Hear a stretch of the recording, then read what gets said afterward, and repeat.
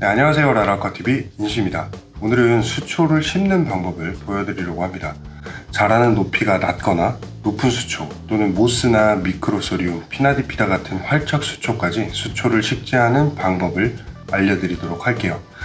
수초에 관심이 없으신 분이면 아마 좀 지루한 영상이 될 것 같습니다. 사실 수초를 심는 방법은 크게 어렵거나 복잡한 게 아닙니다. 단순한 반복 작업에 가깝습니다. 수초에 심는 위치나 형태에 따라서 식재 방법이 조금씩 다릅니다.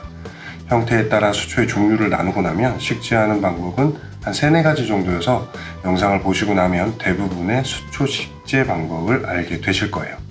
시작하겠습니다.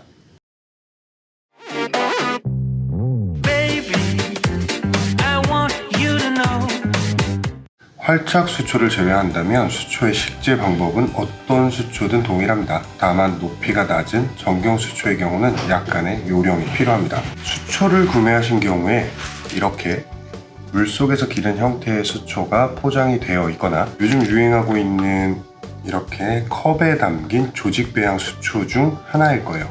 이 두 가지는 기르는 방식에 따라서 같은 종이라도 모양이 조금 다를 수는 있지만 심는 방법은 같습니다. 두 가지 수초의 차이는 다음에 설명드릴 기회가 있을 거예요. 높이가 낮은 수초 중에서 쿠바펄과 헤어그라스를 준비를 했습니다. 티그마나 니그로워터론, 미크란테움 같은 수초들은 동일한 방식으로 식재해 주시면 됩니다. 먼저 쿠바펄을 여러 개로 분리를 해줄게요. 대략 지름 1cm 정도 크기로 만들어서 분해를 해주세요.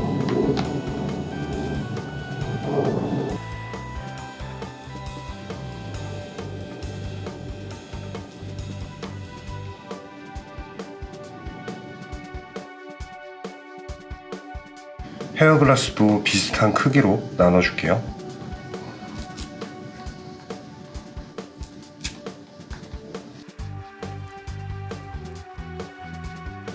수초를 심는 도중에 소일이 흩어지지 않을 정도로만 물을 채우고 수초를 심어주세요.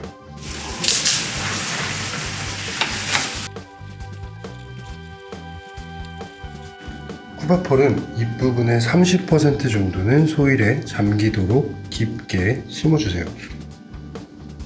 그래야지만 물 위에 떠오르는 일을 예방할 수가 있습니다. 소일을 사용하게 되면 소일 아래 일정 부분까지 빛이 닿기 때문에 묻혀있는 부분도 걱정하실 필요가 없습니다. 묻혀있는 부분은 더 강한 빛을 보기 위해서 소일 위로 올라오기 때문에 초기 생장에는 더 좋습니다. 헤어글라스도 같은 방법으로 심어주세요.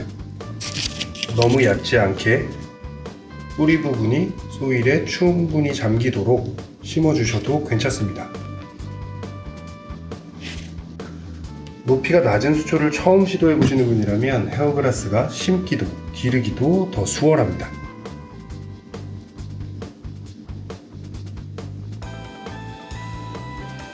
이번에는 크기가 좀 더 높게 자라는 수초를 심어줄게요. 중경 수초나 후경 수초는 같은 기간 동안 자라는 길이가 다를 뿐 심는 방법은 동일합니다.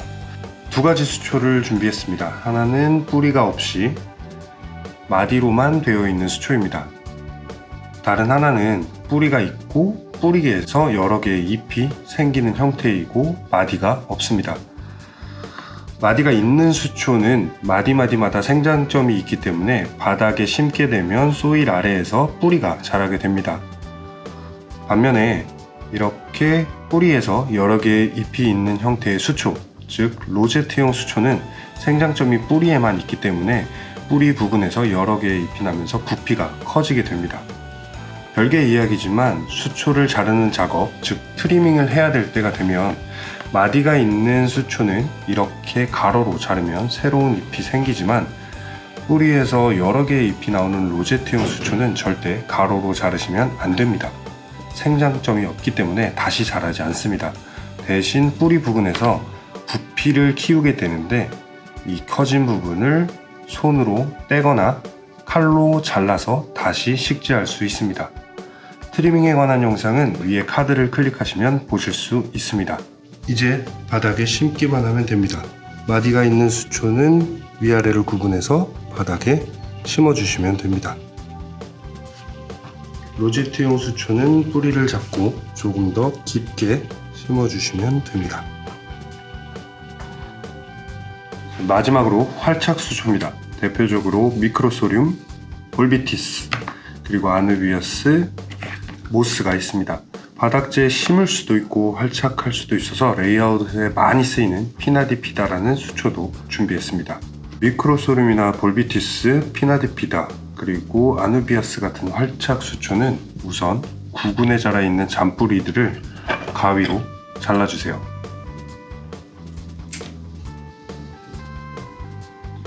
그래야지만 새로운 뿌리가 나면서 돌이나 유목에 빠르게 달라붙을 수 있습니다. 활착 방법에는 크게 두 가지가 있습니다. 우드 타이트를 이용해서 구근을 유목에 묶어주세요. 또는 구근이나 활착하려고 하는 부분에 수족관용 본드를 사용해서 붙여줄 수도 있습니다.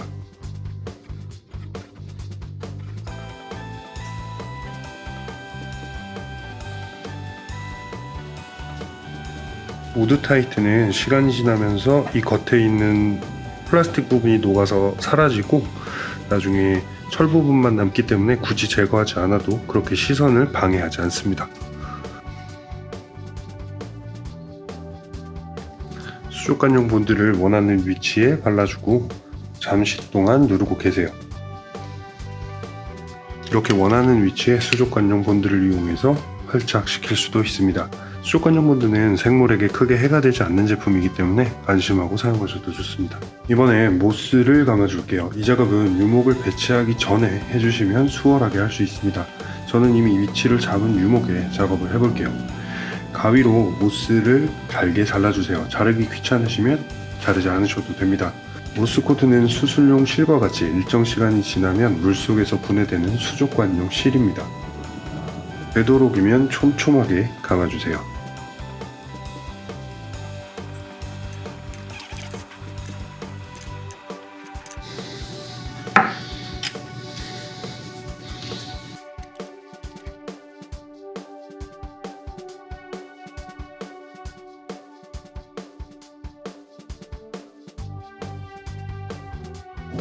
컷. 촘촘하게 감을수록 모스는 아름답게 자라게 할 수 있습니다. 제가 사용하는 도구는 타잉 보빈이란 도구인데 인터넷에서 7,000원 정도면 구매하실 수 있습니다. 원래는 낚시용품인데 모스를 감는 데 사용하시면 굉장히 편리한 도구예요. 모스를 감는 작업은 굉장히 번거롭지만 네이처 아쿠아리움에서 모스는 빠질 수 없는 중요한 요소입니다. 수초의 식재 작업이 모두 끝이 났습니다. 내용이 조금 많았나요?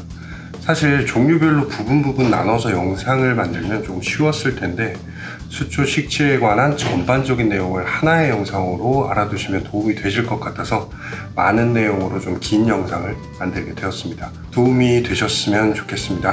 감사합니다.